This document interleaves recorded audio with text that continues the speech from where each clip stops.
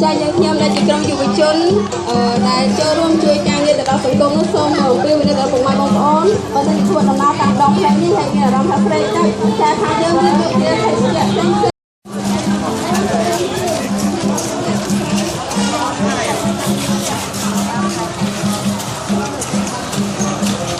giấy giấy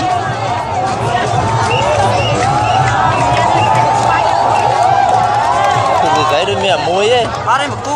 cu rồi và mà càng đồ tốt được khơi miệng a so cu đi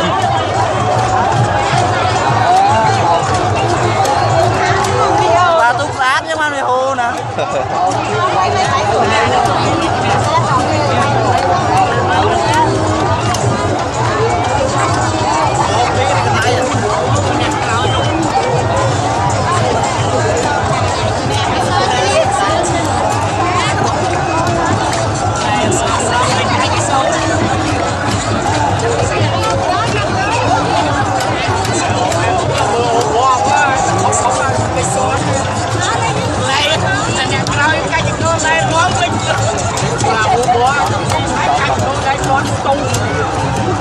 ngày đi bày chọc ấy và plét chọc bạt bày ngày